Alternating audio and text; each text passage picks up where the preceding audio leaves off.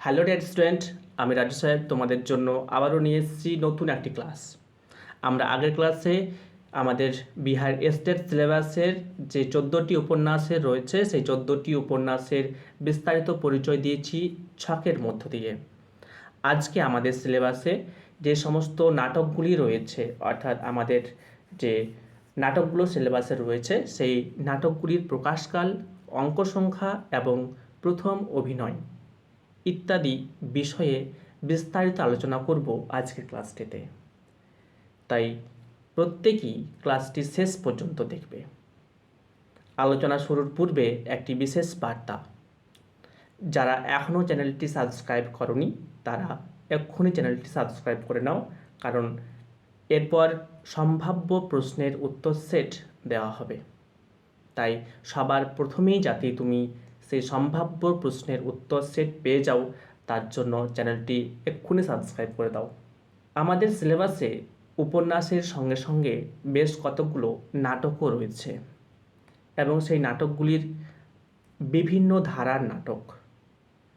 কোন নাটকটি কোন ধারার সেই বিষয়ে তো আলোচনা হবেই, তার সঙ্গে নাটকের প্রকাশকাল, অঙ্ক সংখ্যা এবং নাটকে কতগুলো সঙ্গীত রয়েছে বা নাটকটি প্রথম কোথায় অভিনয় হয়েছে সেই বিষয়েও কিন্তু বিস্তারিতভাবে আলোচনা করা হবে। তাই প্রত্যেকে অবশ্যই খাতায় নোট করে নেবে এই তথ্যগুলো। তাহলে চলো আর দেরি নয়, শুরু করি আজকের আলোচনা। আমাদের আজকের আলোচনার বিষয় হলো সমস্ত নাটকের বিস্তারিত তথ্য আলোচনা। প্রথমেই আমরা দেখি আমাদের যে নাটকের পরিচয় আমরা পাই, কুলীন কুল সর্বস্ব। কুলীন কুল সর্বস্ব নাটকটির নাট্যকার হলেন রামনারায়ণ তর্করত্ন। এটি একটি সামাজিক নাটক, অর্থাৎ যদি বলা হয় বাংলা সাহিত্যের এটি একটি প্রথম সামাজিক নাটক। এটি প্রকাশিত হয় 1854 খ্রিস্টাব্দে। এই নাটকটিতে মোট অঙ্ক সংখ্যা হলো 6টি অঙ্ক। এই 6টি অঙ্কের মধ্য দিয়েই তৎকালীন সমাজের কিছু নিয়মনীতিকে নিয়ে কুলীন কুল সর্বস্ব নাটকটি রামনারায়ণ তর্করত্ন রচনা করেছেন। এই নাটকটির প্রথম অভিনয় হয় ওরিয়েন্টাল থিয়েটারে। এরপর আমরা পাই মাইকেল মধুসূদন দত্তের কৃষ্ণকুমারী। কৃষ্ণকুমারী একটি সার্থক ট্র্যাজেডি উপন্যাস এবং এটি বাংলা সাহিত্যের প্রথম ঐতিহাসিক নাটক তথা ইতিহাসাশ্রয়ী নাটক। এটি অ্যানালস অ্যান্ড অ্যান্টিকুইটিস অফ রাজস্থানের কাহিনী অবলম্বনে রচিত হয়েছে। এটি প্রকাশিত হয় 1861 খ্রিস্টাব্দে। এই নাটকটিতে মোট অঙ্ক সংখ্যা 5টি এবং 14টি গর্ভাঙ্ক রয়েছে। এই নাটকটি শোভাবাজার প্রাইভেট থিয়েটার তথা শোভাবাজার প্রাইভেট থিয়েটারে প্রথম অভিনয় হয়েছে। আমরা এরপর দেখিনি গিরিশচন্দ্র ঘোষের প্রফুল্ল নাটকের তথ্য। প্রফুল্ল গিরিশচন্দ্র ঘোষের একটি সামাজিক নাটক, আবার নাটকটিকে বিয়োগান্তক নাটকও বলা যায়। এটি প্রকাশিত হয় 1889 খ্রিস্টাব্দে। এই নাটকটিতে মোট অঙ্ক সংখ্যা 5টি। এই নাটকটি প্রথম অভিনীত হয় কলকাতা স্টার থিয়েটারে। এই উপন্যাসটিতে যোগেশ, রমেশ, প্রফুল্ল এই চরিত্র। এরপর আমরা পাই রবীন্দ্রনাথের অচলায়তন। রবীন্দ্রনাথ ঠাকুরের অচলায়তন একটি রূপক সাংকেতিক নাটক। এই নাটকটি 1912 খ্রিস্টাব্দে প্রকাশিত হয়। এই নাটকটিতে মোট দৃশ্য সংখ্যা ছিল 6টি, অর্থাৎ এই নাটকটিতে কোনো অঙ্ক সংখ্যা ছিল না।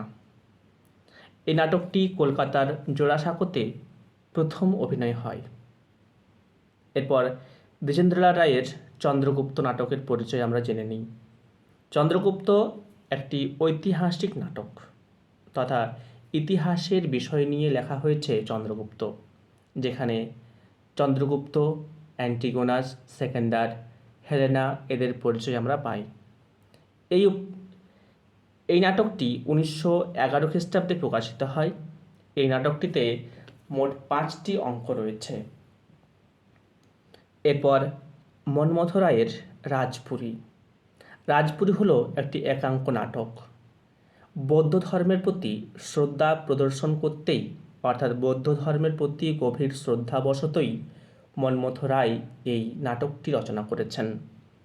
এই নাটকটি প্রকাশিত হয় 1925 খ্রিস্টাব্দে। এই নাটকটিতে মাত্র একটি অঙ্ক ছিল, তাই এটি একটি একাঙ্ক নাটক।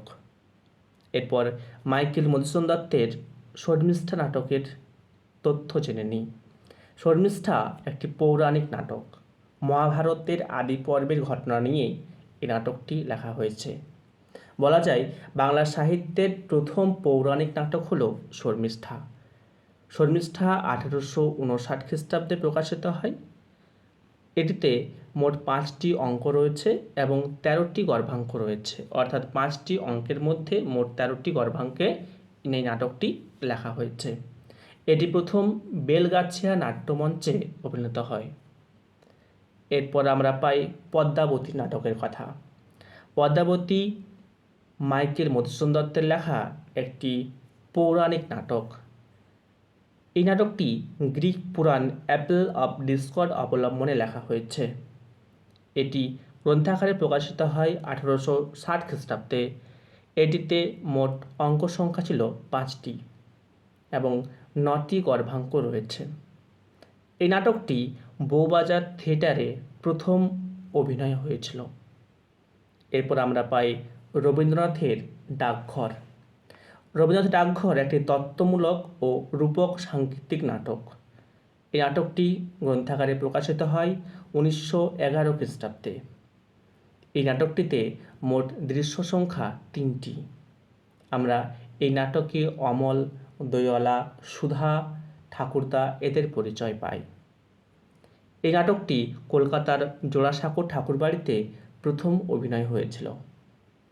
এরপর পাই আমরা রবীন্দ্রনাথের মুক্তধারা নাটকের তথ্য। মুক্তধারা নাটকের প্রথম নাম ছিল বা পূর্ব নাম হিসেবে যে নামটি পাওয়া যায় সেটি হলো পথ। এটি 1922 খ্রিস্টাব্দে গ্রন্থাগারে প্রকাশিত হয়।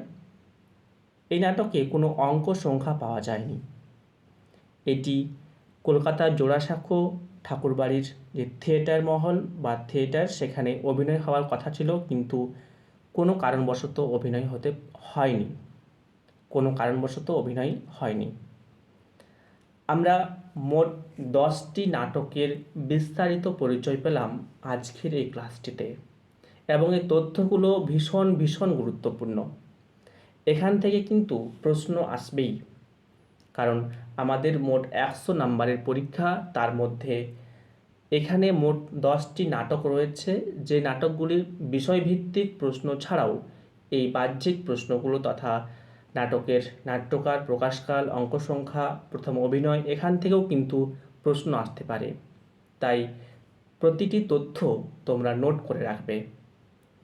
আজকের এই আলোচনাটি তোমাদের ভালো লাগলে প্রত্যেকেই লাইক করে দিও, আর যারা নতুন তারা অতি অবশ্যই চ্যানেলটি সাবস্ক্রাইব করে রাখো, এবং ভবিষ্যতে আরও অন্যান্য ক্লাসগুলি পাওয়ার জন্য তোমরা বন্ধুদের কাছে বা অন্যান্য গ্রুপে শেয়ার করতে পারো।